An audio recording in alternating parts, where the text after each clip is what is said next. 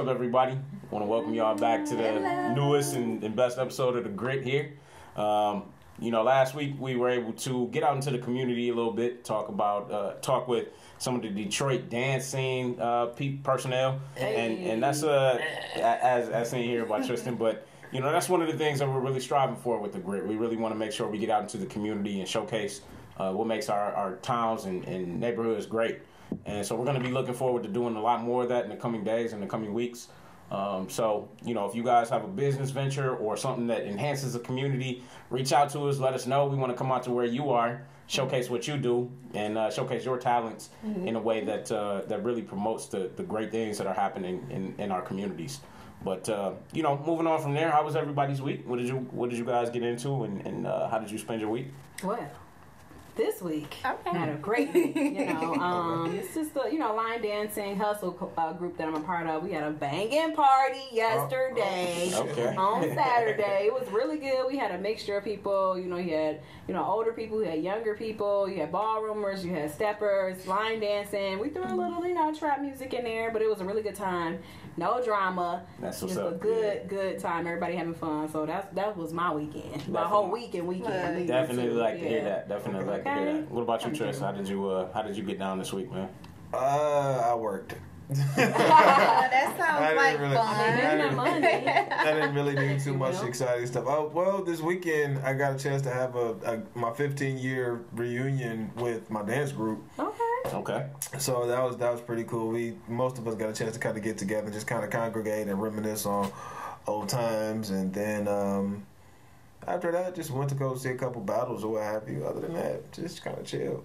Sounds like a relaxing weekend. Did you get involved? Did you dance? Nah, man, I can't dance. I'm too old. I got injuries. I got injuries. I can't even do it like that Whatever. No more. What about you, Veronica? How did your week go? It went pretty good. I got the chance to go out to a social mixer, met a lot of cool people, which was great. And also I got a chance to link with Detroit City Council President Brenda Jones and also Coleman Young Jr. or whatever, and just check out their views on things and just hear what the city had to say about, what's going on in the city. So it was pretty cool. That's excellent. That's cool. Excellent. Yeah, my week was kind of laid back as well. Didn't do too much. I got a few kids, so they always. My wife and I have 4 children, so they definitely keep us on our toes. We actually had a chance earlier this week to take them out to the Children's Museum out in Ann Arbor. Cool. So yeah, it was a fun time, nice little evening. But other than that, it was just like Tristan said, working and surviving on my James Evans flow. Okay. You gotta take care of the babies. Look, I definitely know. Absolutely. I definitely know. Yep. But this week we wanted to sort of change up, how we flow here on The Grit. And we really just wanted to talk about current events in hip-hop, basically. And, I don't think anybody or any subject is being more talked about right now than Miss Cardi B. Queen of New York right now. So. Red bottoms and whatever. Here's tons of red bottoms or whatever. Yeah, so she basically ruled the whole summer with her 2 hits, Bodak Yellow, and then she followed it up with another major hit that was #1 on the billboards for a long time as well. And then she just dropped her first album. She had a couple mixtapes. Finally, she just dropped her first studio album. And she was she was a musical performer on Saturday Night Live. So she's doing it big. She's the talk of the town right now. And we just we were all just sitting here talking like her transformation and her growth in the industry and how she's come from this figure that people might have had a negative perception of to like. Oprah was shouting her out on her Instagram yesterday. Oprah. Everybody is. I mean, it's been like that. Especially when Janet was over there doing the Bodak Yellow, a part of her set on one of her concerts. I was like, wait a minute, okay, she hot stuff. So she is. I mean, what do y'all think makes her so hot right now? Like, just why do people gravitate to her and her story so much? I feel like because she's her. You know, I follow her when she was like on Love and Hip Hop at first, and then a lot of people was like, I don't like her. I was like, you know, at first I'm like, she a lot, but then I started listening to what she was saying, and it was like, like she's talking about some real stuff, but she's also being herself as well. You know what I'm saying? Like I feel like she's exactly who she is, and I feel like that's probably why people kind of gravitate to her. And she's talented, you know. Absolutely. So just her and how she was really making moves. You know what I'm saying? Like, okay, yeah, you know, you're stripping and everything like that, and then you saying you want to do more, but she actually making moves to it, and it's evident. You know, and because I was surprised, like, wait, she got this her first album? I thought she been had an album because this is her success. You know what I'm saying? So yeah, that's kind of my take on that. Yeah, I gravitate towards her because like I've always like I seen her on Love and Hip Hop, and I'm like, she crazy. But I gravitate towards crazy people because I feel like wait a minute. I feel like they stand out much more than the people that's just like try to cover up and stuff like that. But the person that's themselves, I gravitate to them more because you know. You date a person or you kick with a person or you have a friend with a person, you become friends with a person and it's like you find out how they are later, but she just showed you who she was up front, and I like that. You have to be yourself up front. So with her success and coming from Love and Hip Hop, it just inspired me as a woman, like dang, you know what, she came from the hood just like I came from the hood. So it just make me feel like, you know what, I can do whatever I want to do, you know, be on top like Cardi B, and that's how I'm feeling today. I'm feeling like I'm waiting for my Cardi B moment. She's definitely I'm waiting on my Cardi B moment. She's definitely an unfiltered personality in a world where, you know, filtered is the way to get to the top nowadays. But she's just raw, uncut. She puts her life she's political in front of her. Yeah, she's political. I mean, the name of the album is Invasion of Privacy. So I mean, I feel like she just puts her whole life on display in front of anybody and says, look, you can judge me if you want, but I'm gonna be who I am, regardless of like how you look at me or anything like that. And so a lot of people, I feel like, gravitate to her for that reason. But I think Tristan has a different feeling about that. What's your reaction to her? I mean, she alright. I mean, she's great.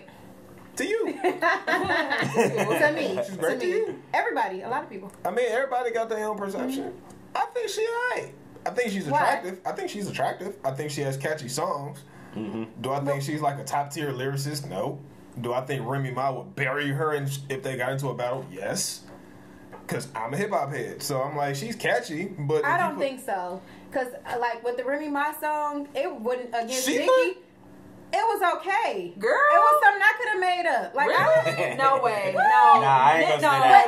No, I'm all about facts because a lot of stuff that she was saying in that song, you don't even know if that shit was real. I feel like with that one, she definitely buried. But was it real though? Because anybody can say anything. The thing about it though, with hip hop, period, it all started with the whole battle. You know, the cipher. You gotta dismantle your opponent. It was okay. And for you know, like. She dismantled. I love Remy Ma, but that was just really? Okay. Well, so you need to tell me that if Remy Ma, you think Remy Ma better than Cardi B? Hell yeah, I do. I feel like Remy Ma is more hip hop and Cardi B is more like rap. I would have to listen to her more intensely to actually listen to exactly what she's talking about to aid their label, you know, to really dive into it and say like she's a lyricist. Yeah, you know what I'm saying? not to get on that's just collision course between the two of them. Well, yeah, that's what I'm saying. Maybe not to get on a collision course between the two of them. But here's what I think. You know, to separate the differences between the two is that this. I think Remy Ma is great in her. Well, I think Remy Ma is great in her lane. And again, like this, everybody's lane is not the same. Like you said, it's different lanes for everything. I think Cardi B is a lot more calculated than people give her credit for. You know, because she had a plan. Like, you know, and she's been articulating this plan for 5+ years. Right, yeah. When she was dancing in strip clubs, you know what I mean? She was like, I have a better vision for myself than this. And so she executed that by being on a TV show and flipping the TV, you know, her appearances on TV show and building a brand and a name for herself to her mixtapes and to where she is now. You know what I mean? Because there's nobody hotter right now in hip hop. You know, you got Drake and Cardi B. Like, those are the king and queen right now. And every time Drake drops something, it's going to be the hottest thing popping. And every time Cardi B drops something, the whole world is going to be looking. You know what I mean? So it's like they're the two most... Right. Like, people have their eyes on them in hip-hop more than just about anybody else. Okay. And so, when I look at it like that, it's like, again, like Remy Ma is going to be respected by every hip-hop head every time she puts anything out. Because people are like, man, she could flow, she could do this. She got bars. You know what I mean? And she's married to Papoose, another lyricist, like, who is equally as talented as her. She got bars. I like Remy. Yeah, so it's Remy, but I just don't. Right, so it's just a difference in life. I feel like Remy holds the depth. It didn't make me feel like, oh shit, it just made me feel like, she murdered her. I'm sorry. By unanimous decision. Murdered her. Remy Ma won that battle. She did. And for Nikki, because I know we ain't talking about Nikki, for her to come back with her two people, like, what you doing? And honestly, just to touch on this, just to touch on this one more time, I gotta make money off of it. Well, what has Nikki done since that beef, though? Is my whole question. Nikki hasn't been relevant since that beef. That's not true. That's very true. That's not true. What has she done since that beef? She had that other song that was with Cardi B. Yeah, Motorcity. But Cardi B killed that shit. Right, but Cardi B killed it. Offset killed it. Everybody killed it. What's that song? I don't know either. So there you go. What song? Who are we talking about? No, she's been doing a lot of features mostly, but if you notice, I don't really know. Yeah. But I mean, so it's really like a what have you done for me lately type situation, where Nikki hasn't been in the game for a while. So you look at Cardi as, she's running the game, she's relevant. Yeah. She's got the hottest album out right now in the country. She's on the biggest platform in terms of like Saturday Night Live, and like everybody's just listening to her album and like vibing with her right now. It's some pushback, but I mean, I can't name a hotter female rapper in the game right now than her.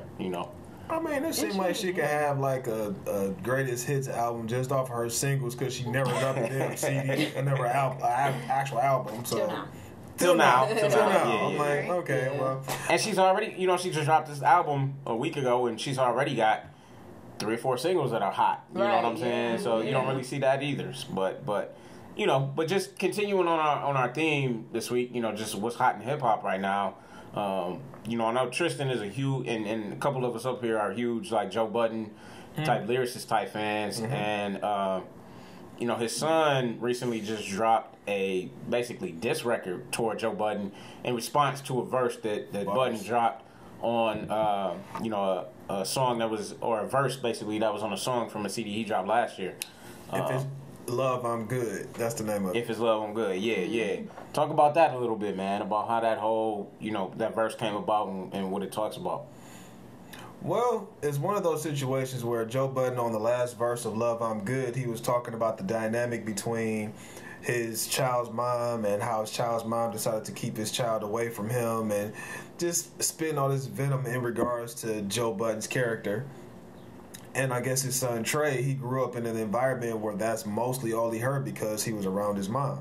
So now that he's actually of age to really get in the booth, he just put all his feelings on the paper and he spit it out in the booth, and I can't even be mad at him. And he's 16 now, right? Your son Trey. About that. Yeah. Yeah, I feel like with that situation, me growing up, I've seen in my family, I've seen men step up and they fought for their kids. No matter what the mom did, they fought for their kids, and it showed. So the kid knows, they know if you doing visitation rights, anything, talking to them, whatever, and engaging with them a lot more. But when you give up because you're mad at the mom and she's not acting right, so you push away and you blame it on the mom, it makes you look bad because it's like, but you didn't fight for me. So I understand his son, and I understand his viewpoint of where he's coming from, because he could have fought. He could have fought no matter what.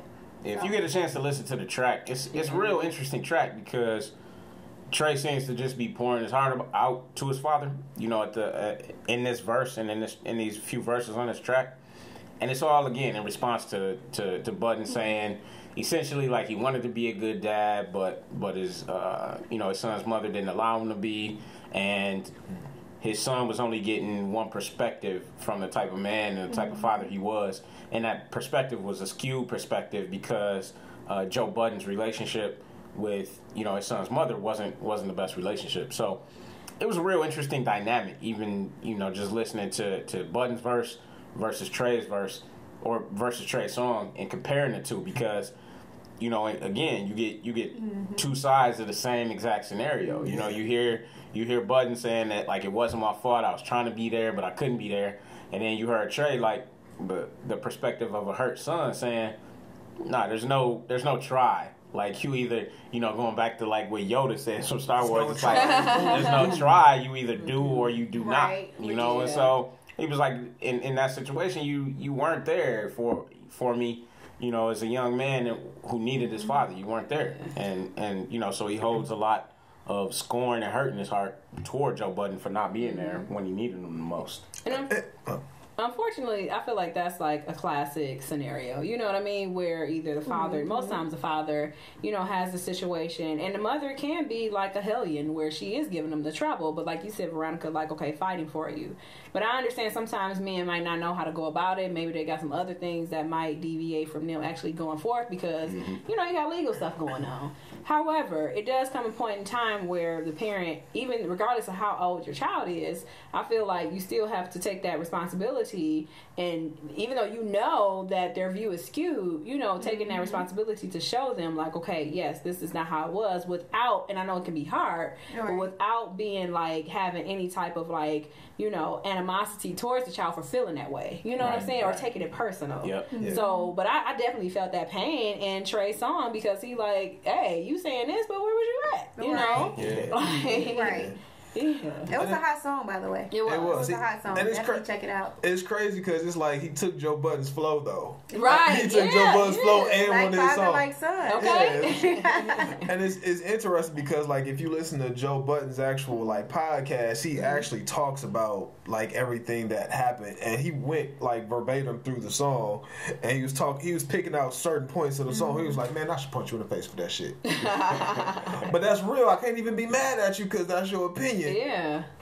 But he also gave, like, he was like, man, he took my delivery and my beat, just kind of jokingly saying it. But it was just an interesting interaction. Oh, so he actually heard the song? He heard the song. About it? He had a response to it. Really? Like, he didn't do it like on a diss track or anything, but he did it on his podcast where he was talking about it. He was like, man, you know, that's crazy that he actually did this. Yeah. But I can see where he's coming from with that, but, you know, I'll see him when we get home. I'll see. Here you go. But that's good. He had a response, and it was like, was it positive overall? I mean, Joe Budden is Joe Budden, so he kind of had like a snarky remark to it. Yeah. You know, just because that's Joe, he doesn't really take stuff personal. Okay. So that's just him. He just kind of made his comments and funny comments about it and kind of went on about his day. I don't think he really... he should have took personal. Because it is... I think so. I agree with you. Yeah. It could be his defense mechanism.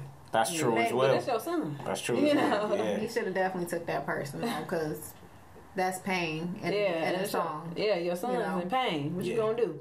And I think that just speaks to a larger issue. You know, like, I mean, we speak to it in the context of like hip hop, but that's something that a lot of people out here can relate to. Yeah. You know, just issues with Tristan personally, you know, where we could just, you know, have an understanding of you know, mixed signals, differences in communication and understandings and feelings about how situations might go awry. You know, it's never the plan just to have a child with somebody and then not be with them, I think.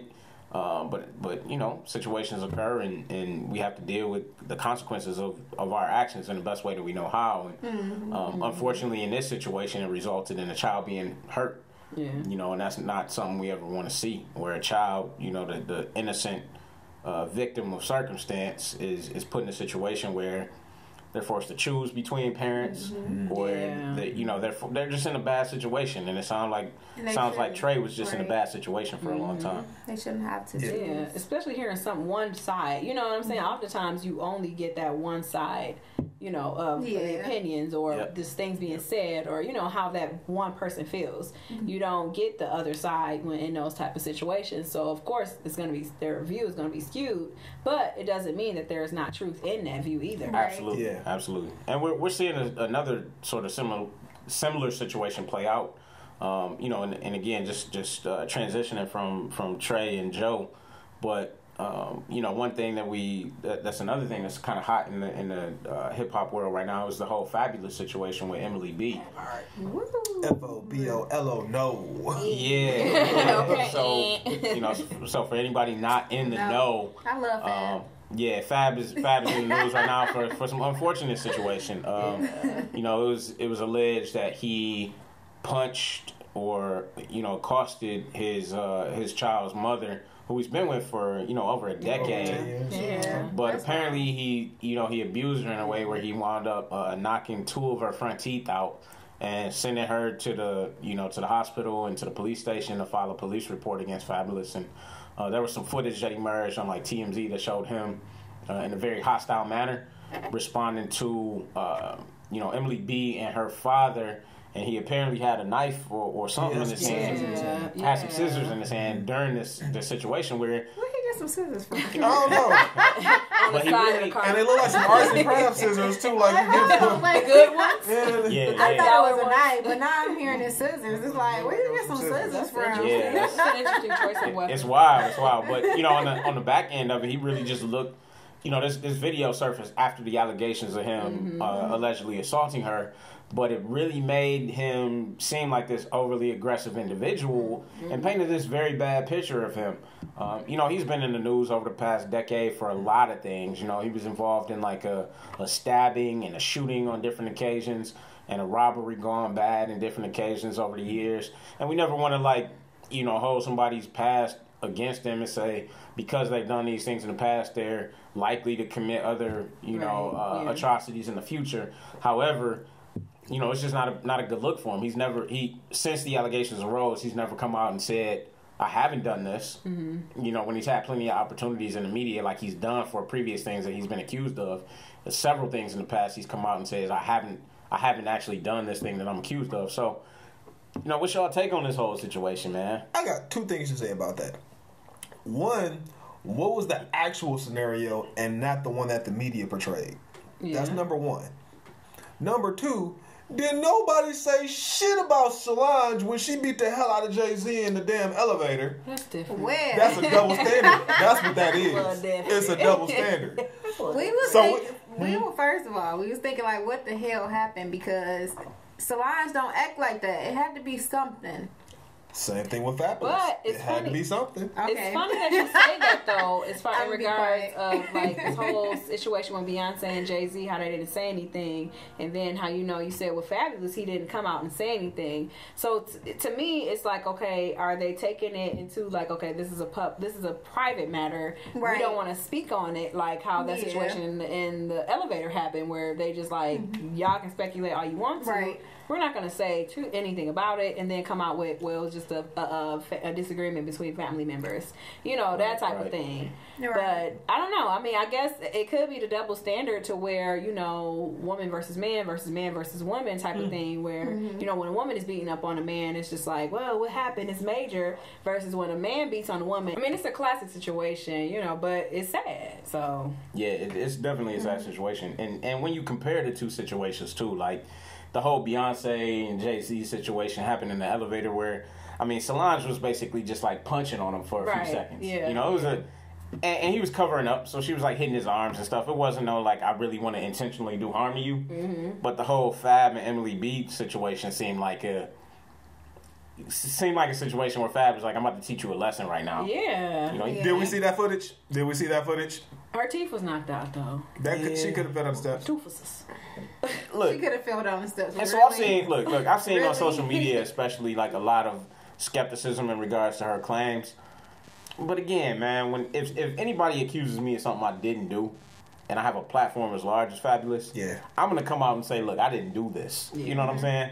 He's not done that, and he's had not just days but weeks to come out and say, yo, I haven't done this.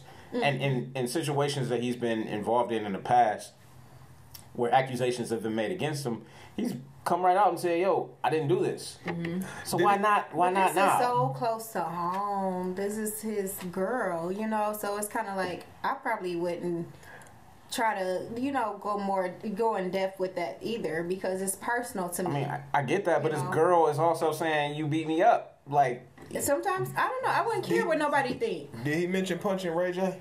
Ooh. Did y'all? No, how's that different? Because y'all just said he came out and said stuff about stuff that he allegedly did or did not do. Did y'all see him come out with an interview that said he punched Ray J? Ray J accused him of punching him. 50 Cent did. Ray J 50 Cent did, but did Ray J? And he was there. Did Ray J say he assaulted me? Come on, Fab. I mean, but I feel like in that sense, you're not going to get that because then if he does say something like that, it's going to be like, oh, you're a punk. You know, for saying exactly. That. Yeah. Why did he even come out and discuss that, though? Like he didn't. That's the thing. That's what I'm talking about. No, I'm talking Ray J. But I mean, he's an attention whore. Ray J's an attention whore. Yeah. That's just that. I love Ray J. Yeah. He's an attention whore, though. Yeah. You know. But I think one of the things too that just makes this story so significant too is that it broke at the beginning of, April is Domestic Violence Awareness Month. Mm-hmm. And all this broke right at the beginning of Domestic Violence Awareness Month. And we just came from Women's Month in March. And March was Women's Month. And then, again, it's never an okay situation when a guy feels that it's okay to put his hands on a woman or vice versa. When a woman feels like it's okay to put her hands on a man. You know what I'm saying? Everybody's adults, and I understand that everybody gets in heated situations, but if you feel so impassioned to hit somebody, and just walk away, because what's the best that's going to come from it? Right now. I'm going to hit you, you're going to hit me, we're going to get into this situation. And so, I mean, it just comes to a point where it's sort of like, you cross a line where, a woman hits the man and the man hits the woman, and then you can't go back. You can't go back at that point. Yeah. You know what I mean? So the line is crossed, and that muddies the sort of waters of how you conduct yourself in a relationship after that point. You know what I mean? It's just, it's hard, man. And I think, it's so many nuances that come with being in a relationship like that. And then once it becomes physical, it's just, you kind of cross a point of no return, Yeah. Because that's a whole nother gate that's, like you said, that's open and where it can become familiar territory to where that's where, everything always heads to that, a discussion, an argument, anything, and then that could just lead to a whole nother box of Pandora where it's just like, nah. Yeah, because it's taken too far when it gets physical. Especially if the family dynamic is in there somewhere, say your parents find out it was a domestic dispute, and then you can never go back to Christmas dinner. You're not coming over for Christmas. Exactly. At that point, it's one or the other. You got to choose your family or your mate, right? Because even in this situation, the video that emerged was Emily B's father was involved in the whole circumstance, right? Yeah. And they were arguing, and Fabulous was threatening both of them in front of the father. As a father myself, there's no way in the world that I'm going to allow anybody, a man or a woman, to threaten my child. I have boys and girls. I have daughters and sons. And if any one of their mates were to threaten them, I would immediately pull my child aside and say, look, man, this is not the way that you conduct yourself in a relationship. Because if you feel that you're in a situation where somebody feels it's okay to put their hands on somebody else, that's never going to be a fruitful relationship. Right. And I refuse to be threatened by some damn Crayola scissors. Not Crayola. From first grade. I can't. I'm still stuck. Was it scissors? It looked like scissors. It looked like the right hand scissors. It's facts. The red rubber ones. That was the first thing in the car. Maybe the kids. They was doing arts and crafts or something. I'm like, what you gonna do with that, Fab? What are you really? Stop. Tell us it was in the backpack for the kids. It might have fell out. I don't know. It was the scissors. Yeah. I don't know. Who has scissors in their car? I'm just saying. Unless you got a third grader, I don't really. I mean, any way you slice it, man, this is just a bad look for them. Slice it though. Right. Slice it. That was an intentional pun. But I mean, any way you look at it, it really is a bad situation, and both of their reputations are going to take a hit. And recently there's been some media reports of Emily B coming to the defense of Fabulous, trying to give reasons and justifications of why this happened. And this is typically what you see of an abusive relationship, where one side tries to vouch for the other after they're made to look like a bad party. Emily B didn't necessarily break this story because the story didn't become public until 2 weeks after she went to the police about it. So it's not like she was touting this for media attention or anything like that. I feel like she was really in danger, really felt threatened, and just went and did things the way that she best knew how. and somebody got a hold of the situation. As you know a woman, like I've been in a situation where I've been in a domestic violence situation, and I wanted to protect my other party, I guess, however I say it, whatever, and it was more so like because I know what that person been through and I had this emotional attachment to him, but deep down inside I knew it wasn't right, and I knew I'm like, I have a kid, so I'm like, I'm not going to deal with this, and I don't want this for my child, and I don't want this for myself, so I immediately removed myself from the situation. So it's like, as much as you try to protect a person, you want to make sure their image is okay and you care about them, you have to protect you first, you know. And Absolutely. it was the hardest thing in the world. But I was like, I'm not about to deal with this. I'm not about to put myself in this situation, my child in this situation. I'm not going to live my life like this. So it was the hardest thing to be in that situation, but I immediately removed myself from the situation. So I understand where she's coming from, but you got to make sure you take care of yourself first. Yeah. And then you wonder too, because there's so many dynamics in play here, right? Because obviously Emily B eats basically off of what Fabulous does, because he's her basically source of income. Right. I mean, you know, that's not any knock on her, but the lifestyle they've built says that he's the breadwinner for their family, for their household, and you know, she gets to benefit from that. Obviously, she's still taking care of the household, taking care of the kids, and doing everything on that end. So she's just as valuable as he is. But you know, she can still eat without him though. Right, but at the end of the day, but at the end of the day, that's their dynamic, though. I mean, but I feel like the notoriety is an extra ounce of notoriety because of Fabulous. You know what I'm saying? Right. But being a stylist and everything. Yeah, but like she can. But I'm saying where she is now, like the extraness of it, or just having her in the spotlight, is from him. Yeah. So my whole thing is this: I'm wondering if she's coming to his defense just because of the fact that, you know, she doesn't want the money situation messed up. It's funny you say that, because I was just reading an article in Ebony, and they were saying how, like, you know, friends are concerned because maybe not to this extent, but just the back and forth, and how typically she does go back to him. Like, this is like not unusual for them. Maybe the actual physical thing is, but you know, just that fighting back and forth type of thing. And they were saying, you know, at this point, like that. They want her to not go back, but they feel like it's actually going to go back to how it was, because this is kind of what they do. Right. In so many words, you know what I'm saying? Like, that's what I gather from the article. So it's like, this is their norm. Yeah, maybe it's just their norm. And I mean, some people actually, that's their thing, you know? Like, maybe that's a form of foreplay for them. I don't know.